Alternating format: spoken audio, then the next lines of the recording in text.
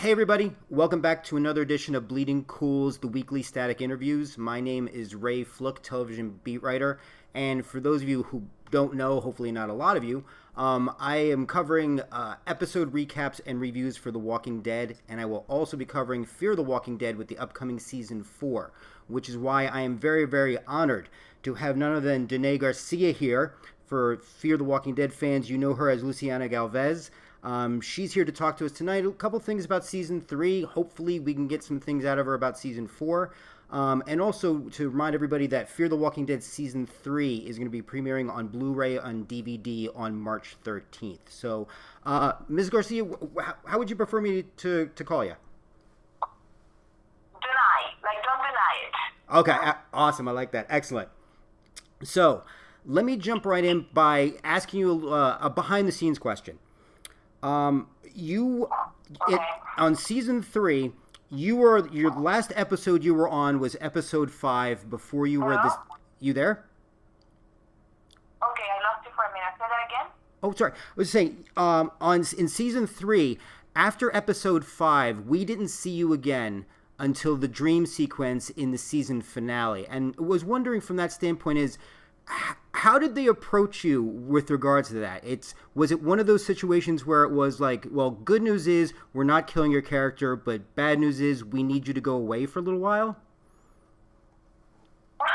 No, it was not like that. I was waiting. We were all waiting to come back to Luciana. I mean, the goal was not to put her apart from the ranch to not have her around. But the story started unfolding in a way that it was better for her to stay away and to focus on the ranch. And that kind of goes with the territory of the universe, you know?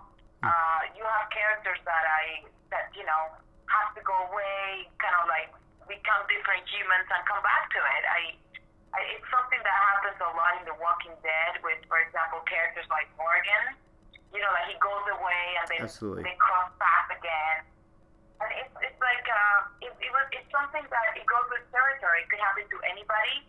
And for me, the most important is that it serves the story. You know, because at the end of the day, all I'm trying to do is tell a story, and that's what I focus on. And if the story requires that I stay away from the Otto's ranch, well, so be it. Excellent. I'm the one that left. I think she did a good job by, the showrunner, Dave Erickson, did a good job by removing her from that environment that Luciana doesn't believe in, I was curious, have you ever thought about, or has there ever been any discussion about what her storyline or arc might have been like had she decided to stay? We talked about that, and everything that came up to us, like, oh yeah, well, she would compromise her sanity over staying with Nick, and that didn't feel right. And then we talked about, okay, well, she will try to forget that these people killed, the Colonia people, and she will like survive with Nick. And I'm like, that never felt right either.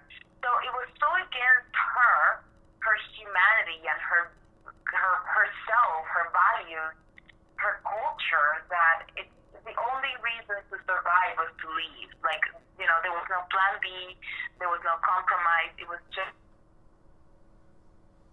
survival at the moment. And to some extent, she understood Nick. I mean, Nick is now, with his family, and his family is something that Luciana gets. So she didn't even want to make him make a choice on that. So we honestly, but nothing led us to that.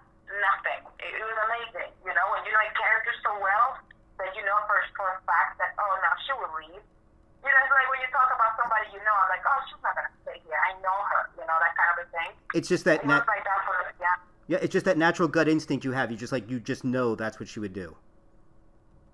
Oh, absolutely, completely, yeah. Or like when you know somebody really well, and you hear something, and then you're like, for sure she's not there. For sure, I know, because I know she is. But that was the thing for Luciana. For me, Luciana and the showrunner at the time.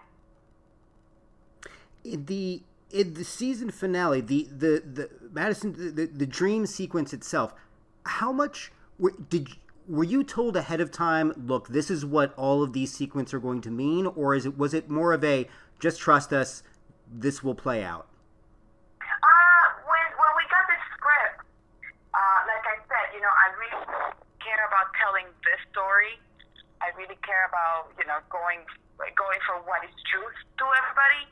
As I read the story, I love the fact that they brought her back in a dream, with Nick. And it's like her worst nightmare, that she could have a grandchild that could be a walker, And Yeah.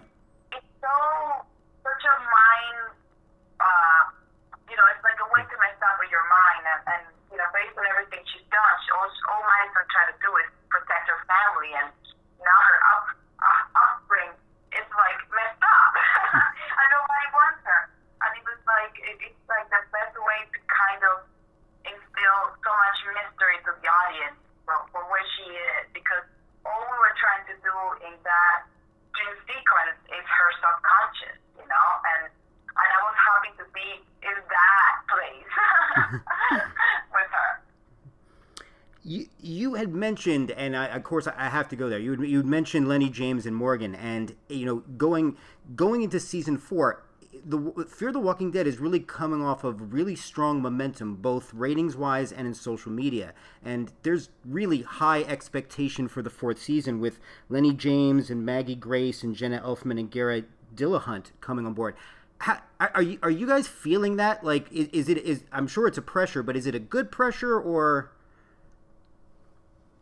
It is the pressure that this season deserves. It's the pressure that the audience are seeking for, and that we are taking it on so beautifully. I mean, I'm so lucky and grateful that they brought in these great actors playing these great characters and bringing so many new answers to the story and also the story itself in general, and that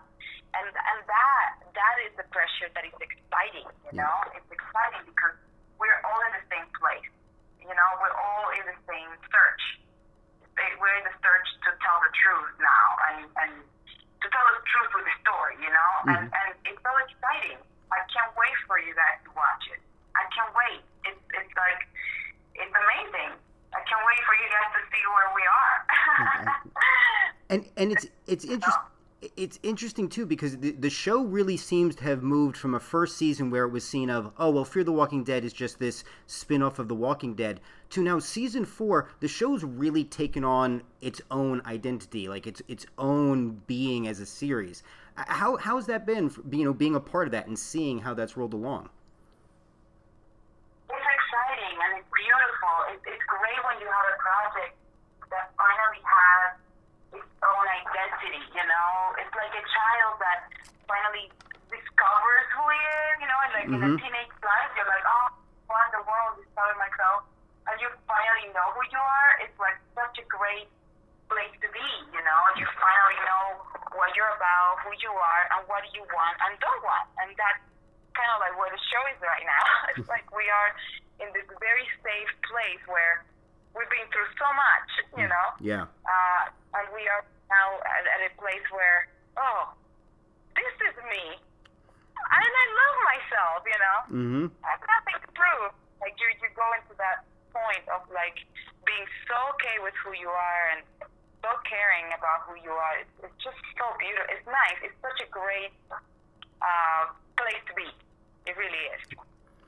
So what would you say, and please, by all means, if you want to make me hero with my editor, you can give out any spoilers you would like, but what would you say to Walking Dead fans who now are really taking a strong look at season 4 with the Morgan issue? What would you say to them to kind of get them like, hey, check us out, you'll like us?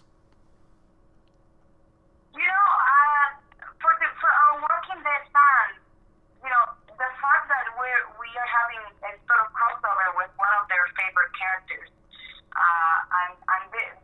Morgan character is so amazing, and Lenny's such a great actor, and we're so happy and proud to having him in this universe. It's we have a piece of the love of the Walking Dead. We do have a piece of that now. Yep. And all his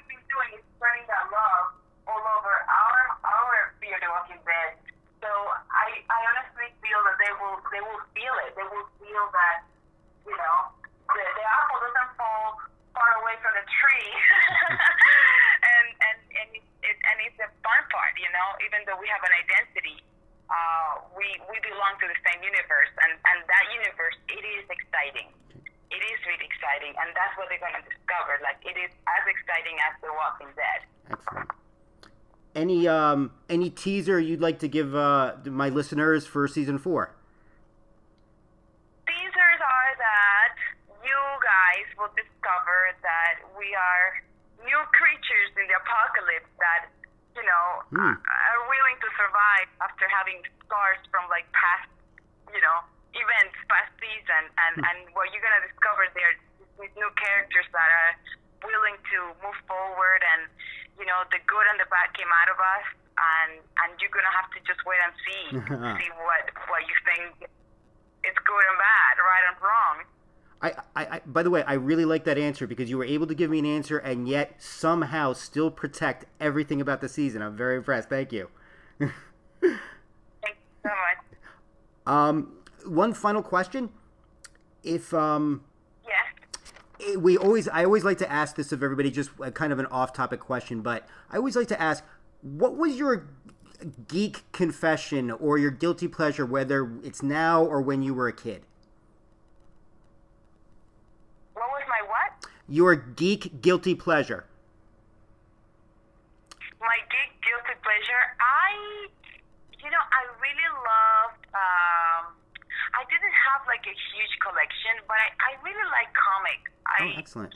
But, you know, I am from Cuba, and the comics didn't go, you know, we didn't have like a huge expensive comic collection over there. But the little ones that I got hold of, I really loved them. And it was so weird because we don't have that kind of a geek comic culture. So I remember I felt so unusual for like having, also growing up with two brothers, like, oh my God, they were like, what are you having in your drawer? I'm like, I have this, you know, collection. And he was like, what? You like Superman and stuff? It's like, I do.